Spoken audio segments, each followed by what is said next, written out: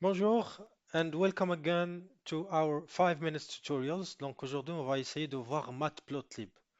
Donc généralement, Matplotlib et Seaborn sont deux bibliothèques populaires de visualisation de données en Python, chacune avec ses caractéristiques et utilisations spécifiques. Donc avec Matplotlib ou bien Seaborn, on peut plotter des données, on peut charger un fichier Excel et par la suite les plotter avec ses librairies, including line chart, bar chart, camembert, heatmap, ainsi de suite.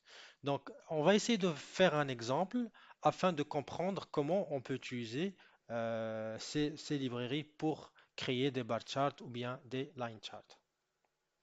Dans l'exemple qu'on va travailler avec, on va utiliser ce fichier Excel. Donc on a trois colonnes, on a la date, le produit et les ventes. Donc dans la première colonne, il y a la date et aussi l'heure.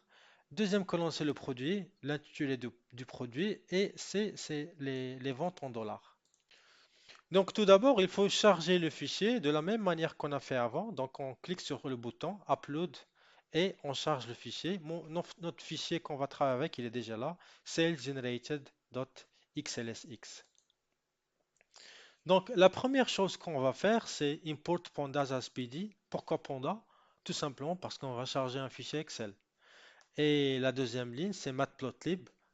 Pourquoi matplotlib? Parce qu'on veut plotter deux graphiques. C'est un line chart et un bar chart. Après, on va rajouter cette ligne. Data est égal à PD de read Excel, sales data generated.xlsx. Ça correspond à notre fichier Excel qu'on a uploadé dans le drive. Et par la suite, on va exécuter ce code. C'est bon, il n'y a pas d'erreur, donc notre code s'est bien exécuté. Donc, on fait data.head et ça nous montre les 5 premières lignes dans notre fichier.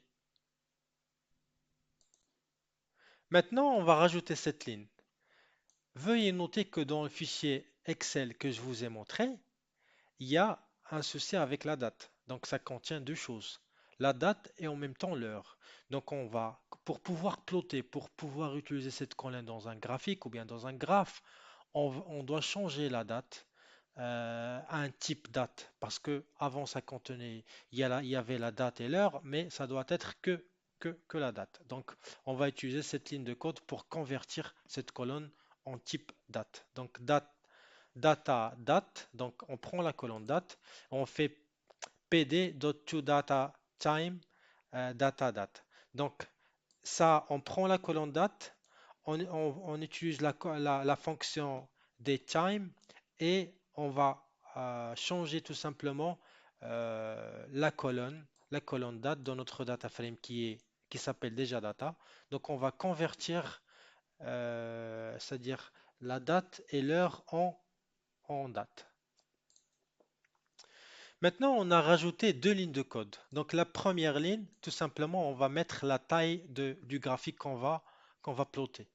Dans la deuxième ligne, on fait plt.plot, c'est la librairie matplotlib, et on donne x, on veut plotter, dans le x-axis, on veut plotter la date, dans le y-axis, on va plotter les ventes. On va utiliser un marker O que vous allez voir tout à l'heure dans le graphique. Donc je vais exécuter, ça c'est le marqueur O qu'on a ploté. Et voilà, donc ça, tout simplement, c'est un graphique de ligne pour visualiser les ventes au fil du temps. Et maintenant, on va rajouter ces trois lignes. Donc encore une fois, ça c'est la taille du graphique. Et là, qu'est-ce qu'on va calculer? Donc sales by product égale à data.group by produit vente.sum.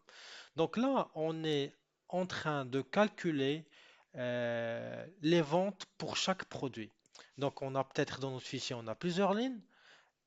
On a plusieurs lignes du produit A, produit B, produit C. Donc on veut calculer le total de chaque produit, le total des ventes de chaque produit.